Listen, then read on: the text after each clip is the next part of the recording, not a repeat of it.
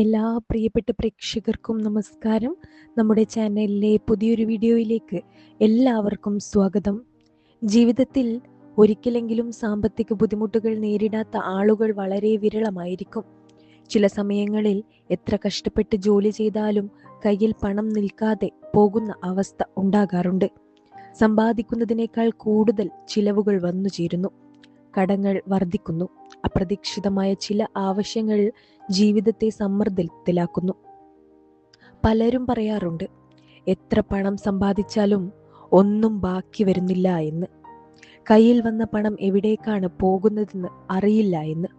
ധനലക്ഷ്മി വീട്ടിൽ കടന്നു വരുന്നില്ല എന്നൊക്കെ.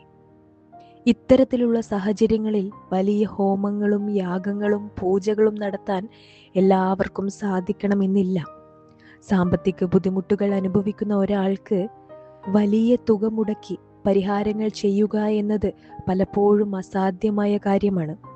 അത്തരത്തിൽ വളരെ ലളിതമായി പ്രകൃതിയിൽ നിന്നുള്ള ചില വിശുദ്ധ വസ്തുക്കൾ ഉപയോഗിച്ച് ചെയ്യാവുന്ന ഒരു ചെറിയ പ്രതിവിധിയെക്കുറിച്ചാണ് ഇന്ന് ഞാൻ പറയാൻ പോകുന്നത്.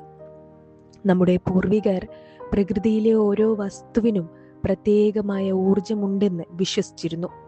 ചില ഇലകൾക്കും സസ്യങ്ങൾക്കും ദൈവീക സാന്നിധ്യവുമായി ബന്ധമുണ്ടെന്ന് അവർ കരുതിയിരുന്നു. അതുകൊണ്ട് തന്നെ ക്ഷേത്രങ്ങളിലും പൂജകളിലും പ്രത്യേക ഇലകളും പുഷ്പങ്ങളും ഉപയോഗിക്കുന്ന പതിവ് ഇന്നും നിലനിൽക്കുന്നു. ചിലപ്പോൾ വളരെ സാധാരണമായി തോന്നുന്ന ഒരു ഇല പോലും വിശ്വാസത്തോടെയും ഭക്തിയോടെയും ഉപയോഗിക്കുമ്പോൾ അതിൻ്റെ ആത്മീയ പ്രാധാന്യം വർദ്ധിക്കുന്നു. ഇന്ന് പറയുന്ന ഈ പ്രതിവിധിയും അത്തരത്തിലുള്ള ഒന്നാണ്.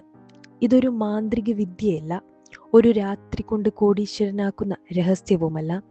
എന്നാൽ ധനത്തെ ബഹുമാനിക്കാനും സമ്പാദ്യത്തെ സംരക്ഷിക്കാനും ജീവിതത്തിൽ പോസിറ്റീവ് ചിന്ത വളർത്താനും സഹായിക്കുന്ന ഒരു ആത്മീയ പ്രതീകമായി ഇതിനെ കാണാം. ഈ പ്രതിവിധിക്കായി ആദ്യം ആവശ്യമായത് ഒരു വയനയിലയാണ്. നല്ലതും കേടുപാടുകളില്ലാത്തതുമായ ഒരു വയനയില തിരഞ്ഞെടുക്കുക. അതിനോടൊപ്പം 1-2 ചെറിയ കറുകപ്പുല്ലും എടുക്കുക. കറുകപ്പുല്ല് നമ്മുടെ വിശ്വാസപ്രകാരം ഭാഗ്യത്തിൻ്റെയും ഐശ്വര്യത്തിൻ്റെയും പ്രതീകമായി കണക്കാക്കപ്പെടുന്നു. ഈ രണ്ടും എടുത്തതിനു ശേഷം ഒരു ദിവസം മുഴുവൻ വെയിലത്ത് വെച്ച് നന്നായി വാട്ടി ഉണക്കുക. ഈ ഘട്ടം വളരെ പ്രധാനപ്പെട്ടതാണ്. ഇലകളിൽ ഈർപ്പം അവശേഷിക്കരുത്. നന്നായി ഉണങ്ങിയതിനു ശേഷം മാത്രമേ അടുത്ത ഘട്ടത്തിലേക്ക് കടക്കാവൂ. അതിനുശേഷം ഒരു സാധാരണ വെള്ള നൂൽ എടുക്കുക. തുണി തയ്ക്കാൻ ഉപയോഗിക്കുന്ന സാധാരണ നൂൽ മതിയാകും. ആദ്യം വയനയിലയും അതിനോടൊപ്പം കറുകപ്പുല്ലും ഒരുമിച്ച് ചേർത്ത് പിടിക്കുക. ശേഷം വെള്ള നൂൽ ഉപയോഗിച്ച് അവ രണ്ടും അഴിയാത്ത വിധത്തിൽ നന്നായി കെട്ടുക. ഇത് ചെയ്യുമ്പോൾ മനസ്സിൽ ധനസമൃദ്ധിയുടെയും സാമ്പത്തിക പുരോഗതിയുടെയും നല്ല ചിന്തകൾ മാത്രം നിലനിർത്തുക. മനസ്സ് ശാന്തമായിരിക്കണം. കോപമോ വിഷമമോ ഉള്ള സമയത്ത് ഇത് ചെയ്യാതിരിക്കുന്നതാണ് ഉചിതം. ഇനി ഏറ്റവും പ്രധാനപ്പെട്ട ഘട്ടത്തിലേക്ക് വരാം. ഈ കെട്ടിയെടുത്ത വയനയിലയും കറുകപ്പുല്ലും ഒരു കറൻസി നോട്ടിനുള്ളിൽ സൂക്ഷിക്കണം. 10 രൂപയുടെ നോട്ട് ഉപയോഗിക്കാം. അതല്ലെങ്കിൽ അതിലും വലിയ മൂല്യമുള്ള നോട്ട് ഉപയോഗിക്കണമെന്ന് നിർബന്ധമൊന്നുമില്ല. ഏത് നോട്ടായാലും നിങ്ങൾക്ക് ഉപയോഗിക്കാവുന്നതാണ്. നോട്ടിനുള്ളിൽ ഇത് മടക്കി വെച്ചതിനു ശേഷം നിങ്ങളുടെ പേഴ്സിലെ ഒരു പ്രത്യേക അറയിൽ സുരക്ഷിതമായി സൂക്ഷിക്കുക. പേഴ്സ് ഉപയോഗിക്കാത്തവരാണെങ്കിൽ പണപ്പെട്ടിയിലോ അലമാരയിലോ, ബിസിനസ് നടത്തുന്നവരാണെങ്കിൽ ക്യാഷ് ഡ്രോയറിലോ സൂക്ഷിക്കാവുന്നതാണ്.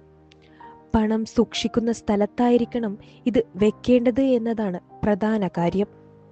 എന്നാൽ ഇവിടെ ശ്രദ്ധിക്കേണ്ട മറ്റൊരു നിർണായക നിയമമുണ്ട്. ഈ പ്രതിവിധി ചെയ്യേണ്ട സമയം സൂര്യോദയത്തിന് മുൻപോ അല്ലെങ്കിൽ സൂര്യാസ്തമയത്തിന് ശേഷമോ ആയിരിക്കണമെന്നത്. പകൽ സമയത്ത് ഇത് ചെയ്യരുത് എന്ന് വിശ്വാസം പറയുന്നു. അതുപോലെ തന്നെ ഇത് ചെയ്യുമ്പോൾ പരമാവധി രഹസ്യ സ്വഭാവം പാലിക്കണം. നിങ്ങൾ ഇത് പേഴ്സിൽ വയ്ക്കുന്നതോ സൂക്ഷിക്കുന്നതോ മറ്റാരും കാണാതിരിക്കാൻ പ്രത്യേകം ശ്രദ്ധിക്കുക. കാരണം ഈ പ്രതിവിധിയുടെ ആത്മീയ ശക്തി അതിൻ്റെ സ്വകാര്യതയിലും വിശ്വാസത്തിലുമാണ്. ആരുടെയെങ്കിലും ദൃഷ്ടി അതിൽ പതിഞ്ഞതായി തോന്നുകയാണെങ്കിൽ പിന്നീട് അത് മാറ്റി പുതിയത് തയ്യാറാക്കി വെക്കുന്നതാണ് നല്ലത്.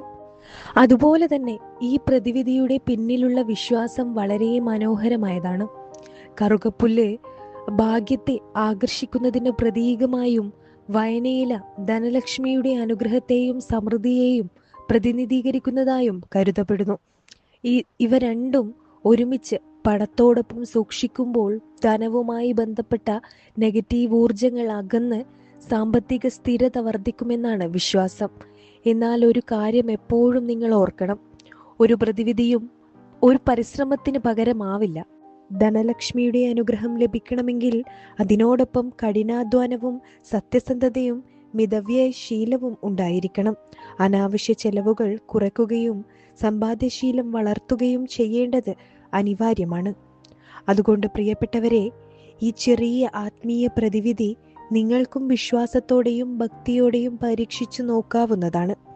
പ്രകൃതിയിലെ ലളിതമായ 2 വസ്തുക്കൾ ഉപയോഗിച്ച് യാതൊരു വലിയ ചിലവുമില്ലാതെ ചെയ്യാവുന്ന ഈ രീതിയുടെ ലക്ഷ്യം വെറും ധനത്തെ ആകർഷിക്കുക മാത്രമല്ല, ധനത്തെ ബഹുമാനിക്കാനും സമ്പാദ്യത്തെ വിലമതിക്കാനും നമ്മെ ഓർമ്മപ്പെടുത്തുക കൂടിയാണ്. മനസ്സിൽ നല്ല ചിന്തകളും അധ്വാനിക്കാനുള്ള മനോഭാവവും ദൈവവിശ്വാസവും നിലനിർത്തിക്കൊണ്ട് ഈ പ്രതിവിധി ചെയ്യുമ്പോൾ ജീവിതത്തിൽ സാമ്പത്തികമായ പോസിറ്റീവ് മാറ്റങ്ങൾ ഉണ്ടാകട്ടെ എന്ന് ആത്മാർത്ഥമായി പ്രാർത്ഥിക്കുന്നു. എല്ലാവർക്കും ഐശ്വര്യവും സമൃദ്ധിയും ധനലക്ഷ്മിയുടെ അനുഗ്രഹവും ഉണ്ടാകട്ടെ. ഇത്രയുമാണ് ഇന്നത്തെ ഈ വീഡിയോയിലൂടെ എനിക്ക് നിങ്ങളുമായി പങ്കുവെക്കുവാനുള്ളത്. ഈ ഒരു വീഡിയോ ഇഷ്ടമായാൽ ലൈക്ക് ചെയ്യുക. അതുപോലെ തന്നെ നിങ്ങളുടെ വിലയേറിയ കമൻറ്റുകൾ കമൻറ്റ് ബോക്സിൽ എഴുതുക. എൻ്റെ ഈ ചാനൽ സബ്സ്ക്രൈബ് ചെയ്യാതെയാണ് നിങ്ങൾ കാണുന്നതെങ്കിൽ തീർച്ചയായും ചാനൽ സബ്സ്ക്രൈബ് ചെയ്യുക. മറ്റുള്ളവരിലേക്ക് ഈ അറിവ് പങ്കുവെക്കുവാനായി വീഡിയോ ഷെയർ ചെയ്യുക. എല്ലാവർക്കും നന്മകൾ ഉണ്ടാകട്ടെ എന്ന് വീണ്ടും ആശംസിക്കുന്നു. അടുത്തൊരു ഉപയോഗപ്രദമായിട്ടുള്ള വീഡിയോയുമായി കാണാം. നന്ദി, നമസ്കാരം.